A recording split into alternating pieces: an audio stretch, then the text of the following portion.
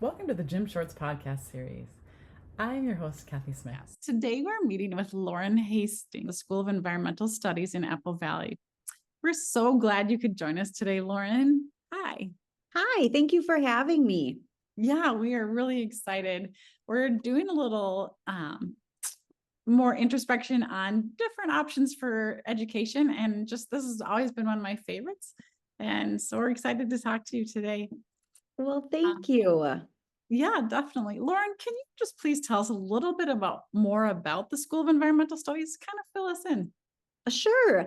So it's designed to be a very unique experience for students, and so people often realize that it is not what they thought that it was. So I appreciate the opportunity to just sort of start there. So Yeah. first of all, we are part of the Rosemont Apple Valley Egan School District, or District 196, which is the third largest district in the state and serves so many students. And yet we're this tiny little school.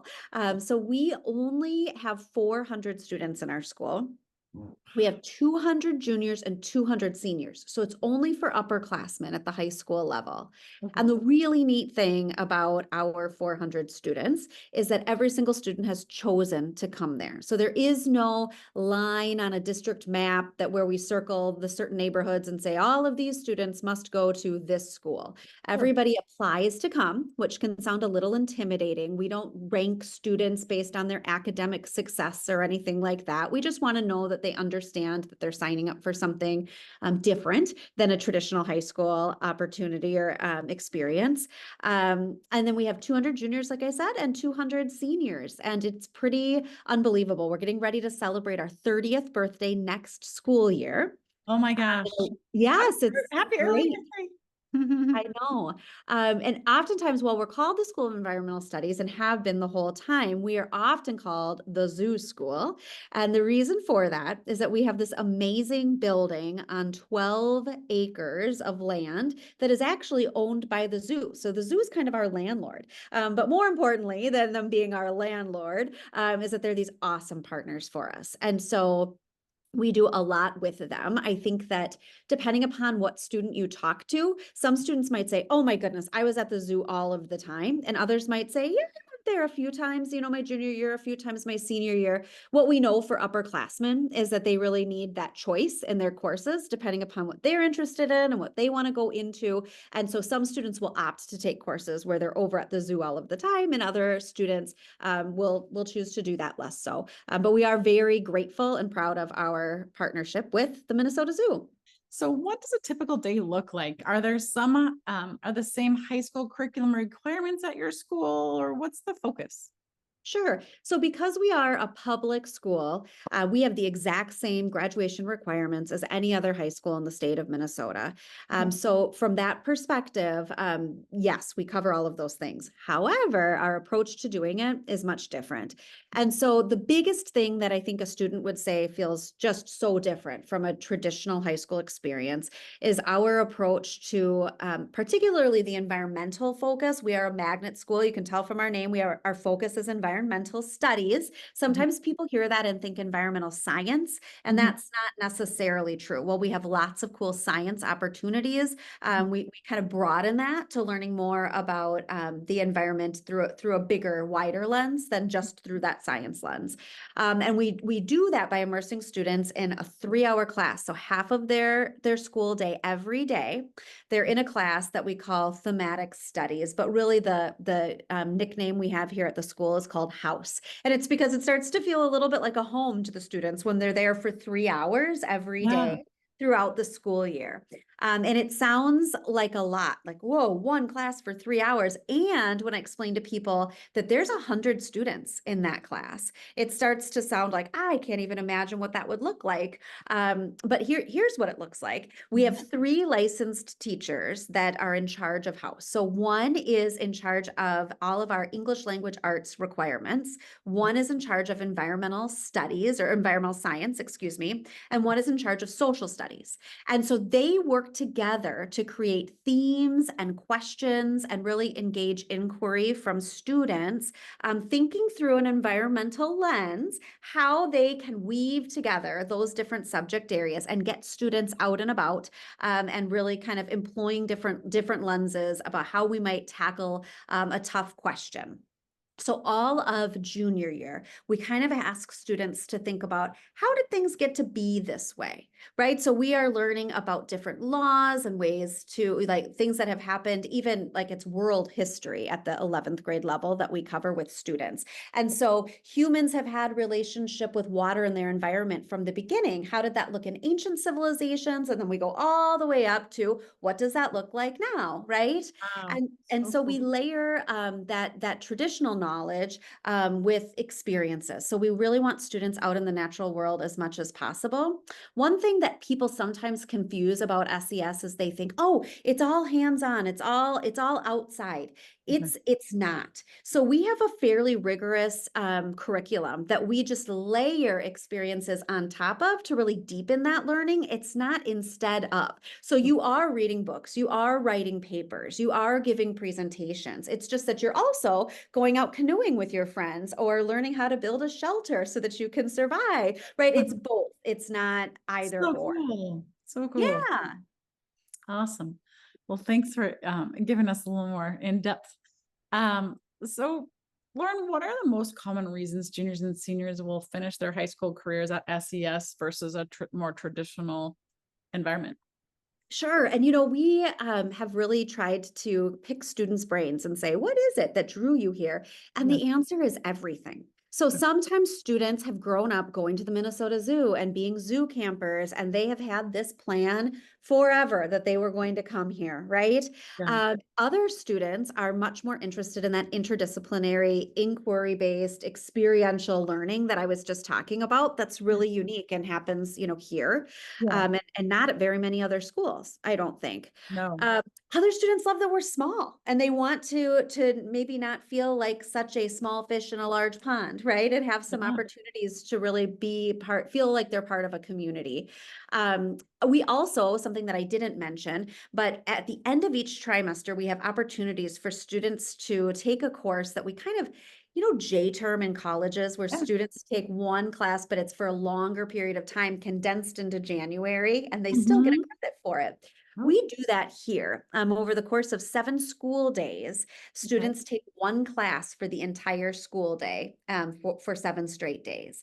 And so it ends up being the same amount of seat time if it was, 45 minutes every day over the course of a trimester. When we have kids for all day, the things we can do with them, the experiences, the places we can take them become just, it's really, we are Unreal. constantly creating new opportunities for students. I mean, the sky is the limit as far as what we're able to do.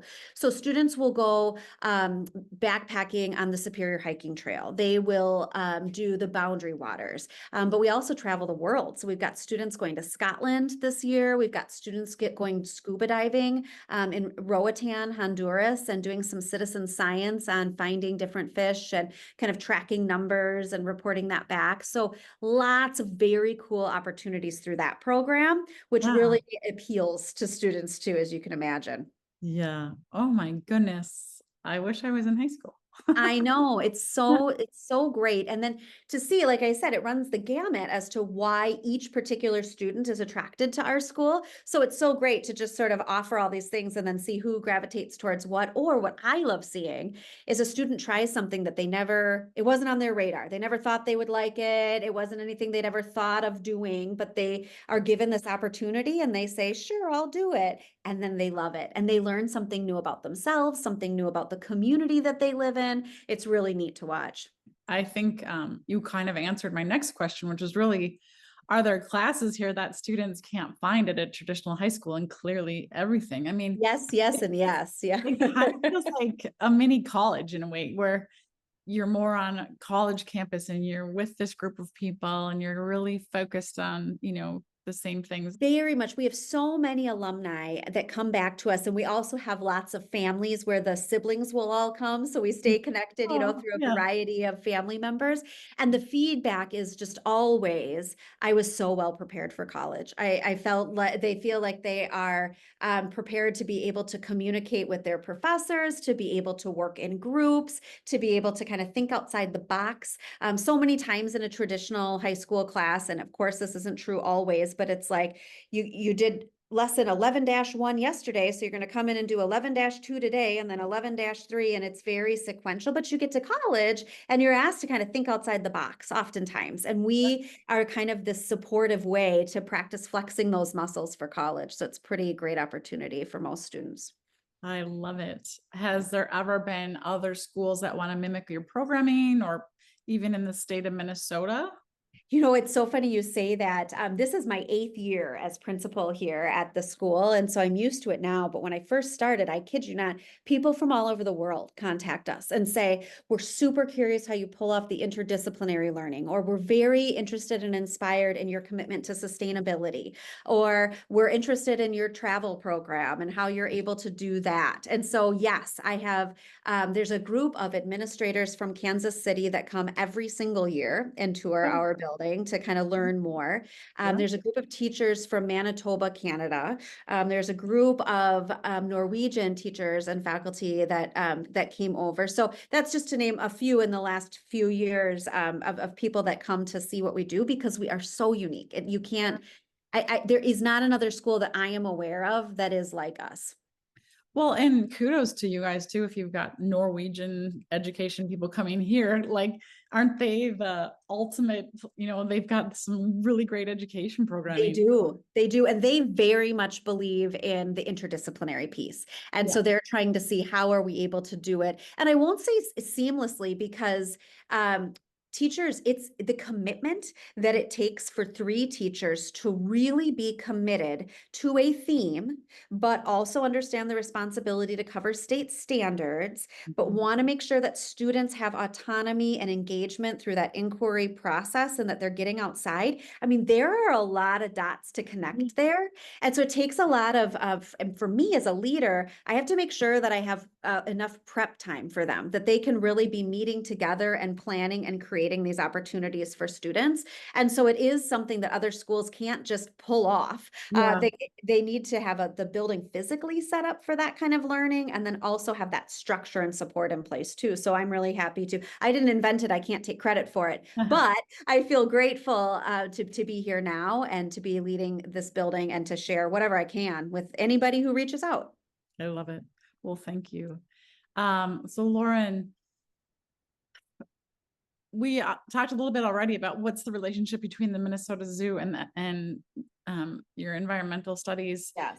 And you had mentioned kids can work over at the zoo. If they do, what does that look like? I mean, is it science-based classes, or how do they get outside of the classroom over to the zoo?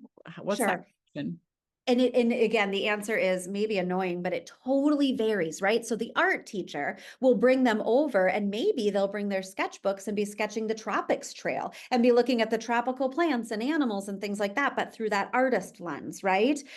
Maybe it's our animal care and handling class that is going over, and when the baby animals at the farm come, they're learning how to handle animals and learning about breeding and genetics and things like that. Maybe it's that interdisciplinary 3-hour class, that house class. Yeah. Maybe they're teaching how to take field notes and how you have to look with a scientific lens when you're looking at things, but you also have to look with what we call soft eyes too, and kind of take in the bigger picture. So they'll bring students over with their journals or their notebooks and teach them how to take notes that are accurate, that you might refer to later on for a project, right? So it kind of runs the gamut. We also have this great mentor program where students identify strengths and interests that they have for what they might want to do after high school. And then we try to connect them with professionals throughout the community so that they can learn hands-on in the moment. What is this job really like? Would I really enjoy this? And what we know about the Minnesota Zoo is that it's really like a small city. If you're interested in marketing or communications, they've got that over there. So it's not, if you're interested in, food service, they have that over there. If you're interested in art, there's the whole exhibit design piece of it. If you're interested in education, they do so much around education there, bringing schools in for field trips, their nature-based preschool.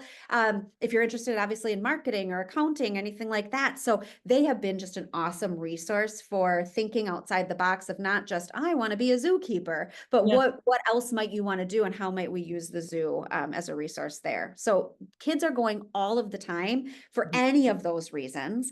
And then that intensive theme time that I talked about, where you do one class all day. Of course, not all of our students travel the world, during those times. Many students are here just taking classes during the day. And the zoo offers us so many opportunities to anything from like doing yoga in their space to I teach actually with a teacher. I just because I like to try to have my hands a little bit still with students in the classroom, a behind the scenes special zoo class where because of our partnership, they allow our students to go back and see, what do the things look like that most customers don't see or understand. So it really, anything you can think of, we try to use our partnership and collaboration with the zoo.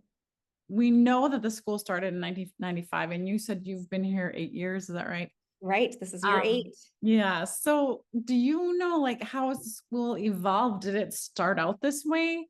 What changes have been taking place to get to where it is right now? Like, do you know Sure. that history?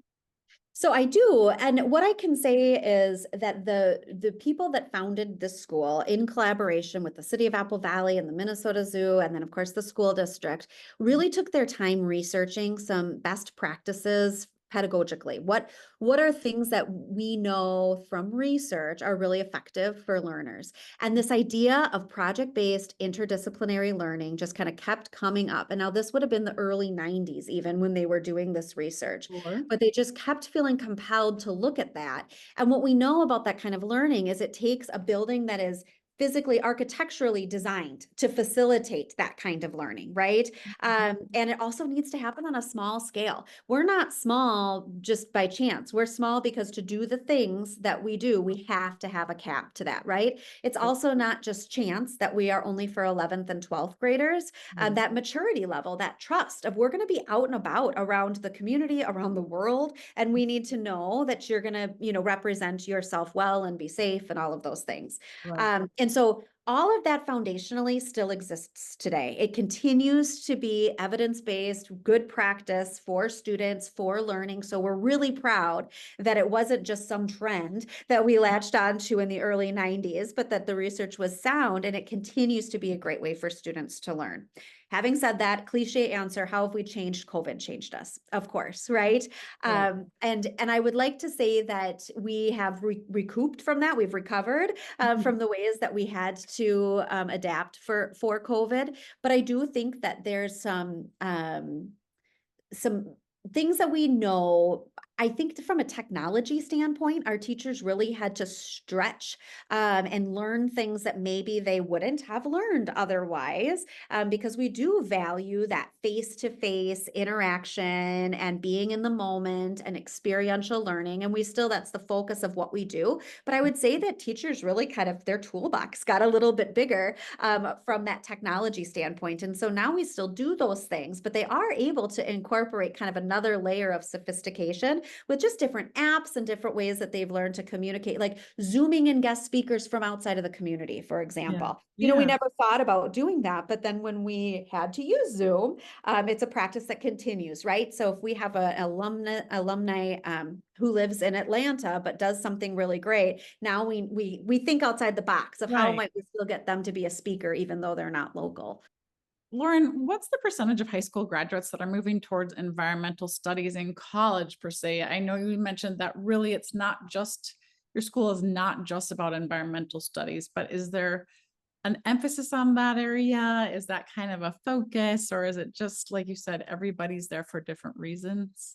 Sure. So I would say there's a focus on environmental studies, but it's not science specifically. So a lot of times people will say environmental science, and It's yes, there's opportunities for that, and students are taking environmental science classes, but we also, for example, have like an environmental justice class that looks at more that intersection between where are we making decisions in this country and in other countries that might be impacting different populations of people in different ways, and what is past practice, what is law, what are ways that we might be able to interrupt that. So more from that people side of it and that impact side of it, socially, and less from that science perspective. But having said that, Mhm. we I don't have numbers from the last couple years, but we Yeah. did poll alumni and say, what did you end up doing? Like, you went to Yeah. SES, what did you end up doing with that education?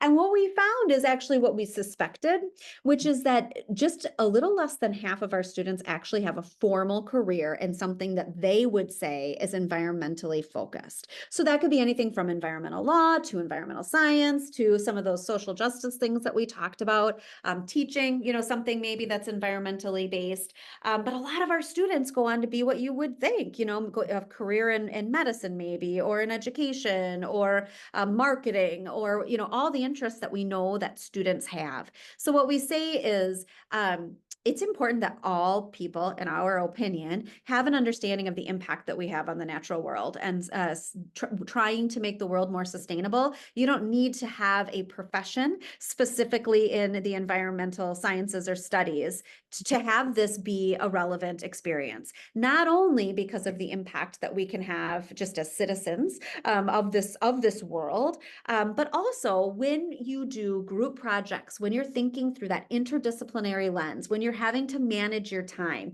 when the focus on a lot of our projects is about creativity, clear communication, critical thinking, being flexible, disagreeing with someone else, listening and understanding that you might have a different solution to this problem than I do. And how do we hear each other and still move forward? Those are all what I think are really important 21st century skills, they're often called, that are applicable to anything that you go into. You don't have to go into environmental studies or science specifically. So a lot of our students feel like they are better prepared for whatever field they go into, just because they had to kind of flex those muscles and practice those things here.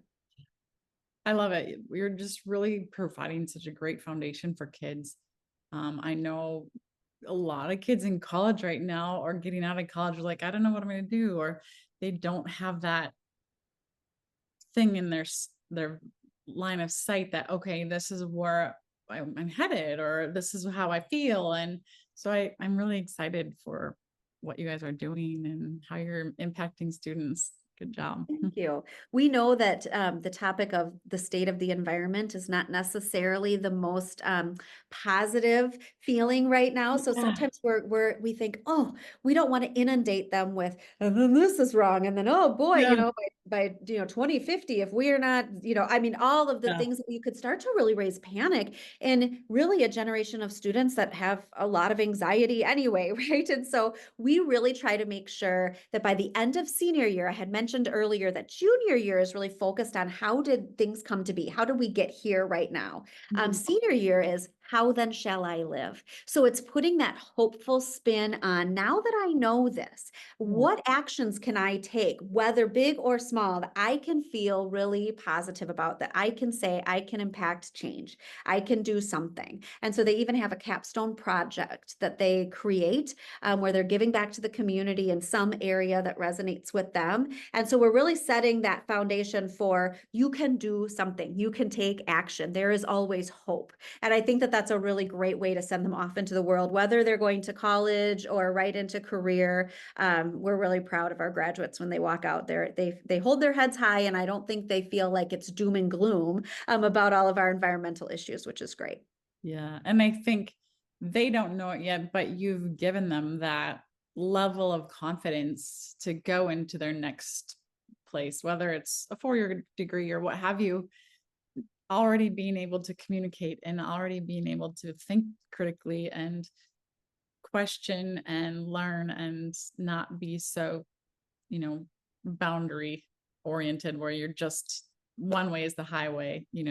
Absolutely. And we know, speaking of anxiety, I feel like these kids that went through COVID, it has some lingering effects for many, not for all. But I think that what we know is that when students practice just being open to trying things, that the more experiences they get, the more confidence that they build, and then they're willing to try something else. And we know, those of us that are adults and have navigated being teenagers and in their early 20s, that oftentimes what your plan is, you don't end up going that direction, but it's that positive forward momentum of just knowing that I'll just keep showing up and I'll keep trying and I'll meet different people and I'll have different opportunities and it'll take me different directions. A lot of students are afraid to do that, but we structure all of these opportunities for students to meet new people, to talk to people that have different ideas than you, to get out and get in that canoe, even if you've never been in one before. You might not want to do it again, but let's try it once, right? Do winter camping, all of those different things just to kind of go outside of your safety zone, but still having that safety net of a teacher, right? There to help. It's a pretty neat thing that we're watching happen for students, not just how they academically mature and evolve over the course of 2 years, but just really as a whole person, as a young adult. It's just brilliant. I could talk with you all day about it. Okay, so we kind of already talked about common career paths. We're just going to kind of skip over. Is there anything more that you want to share about your programs before I ask my favorite last question? I loved that question when I peeked ahead. The only thing that I'm going to say that I think sometimes surprises people when they come and tour, well, I think two things that I would like to say. I do believe that extracurricular activities are really important for students to kind of round out all the things that we were talking about. And one thing that people don't always realize is that students that go to the School of Environmental Studies maintain a relationship with whatever we call it their home high school, right? So 75% of our students come from District 196. So either Apple Valley High School, Egan, Eastview, or Rosemont. And they can maintain that relationship and continue to be on the football team or in the school plays or in speech and debate because we're all part of this district. So we're not a charter school, right? We have all of the resources and benefits of 196. And so I think it's the best of both worlds, right? The small, really unique opportunity, but access to all of the things that the larger schools offer. The other thing I'll say is that we have a career development program in District 196 for 11th and 12th graders, where you're able to practice different careers that you might go into. So everything from like aviation to construction, and SES actually has the most offerings, even though we're the smallest school. So students at our school, or when you tour our school, you'll see a forensics classroom, you'll see a certified nursing assistant classroom, a music production classroom, an emergency medical services classroom where they learn about being a firefighter, a police officer, and a first responder. So sometimes people say, but why would that be at SES? What does that have to do with environmental studies? But really, we want to help cultivate these 11th and 12th graders in whatever field they want to pursue, to be the students we were talking about, right? That can communicate, that can feel like they are an effective part of a community, and that doesn't necessarily have to be environmentally focused. So just really feel grateful to have the opportunities associated with a big school district, but being our small school. Oh, I love it. Okay, my very last question for you, Lauren, and one that I love. I feel like it's a great way for our people to get to know, a little bit more about who we are as people when we say, well, okay, what, Lauren, is your favorite children's book and why? So I thought about this one, and my kids knew, I have 3 kids of my own, and they knew that I was a sucker. If they asked me for a book, I always would say yes, because I loved reading to them all of the time. I was in theater when I was younger, so I do all the voices and fun. You must be fun to listen to. it was a very fun time for me when the kids were little and they still wanted me to read to them. Sometimes I can still get them to let me on car rides. But I think the book that all 3 of my kids really liked, and I really liked reading to them, it's a Kevin Hinckus book, and it's Lily's Purple Plastic Purse. And I have a daughter named Lily. And so Oh. she's my first. And so it was a gift. I wasn't familiar with him as an author, but because of the name, and we just really got obsessed with him and bought all of his books and learned all of his characters. And but it all started with Lily and her purple plastic purse and her purse that played that jaunty tune with her quarters and her boots. And we really loved her as just a strong character that felt her feelings and worked them through. And it was really fun to read that one to all three of my kids. Oh, that is one of my daughter's favorites too. Exactly what you said, just very independent and strong. And she's just, yeah, that's awesome. I love that book. So thank you so much. Well, Yes. it's just been such a pleasure learning more about SES and the part of the district that's on the zoo campus and the things that you guys do. I'm really grateful for this time and I really appreciate you. So thank you so much, Lauren. Thank you for the opportunity. Yeah, you have a great rest of your day.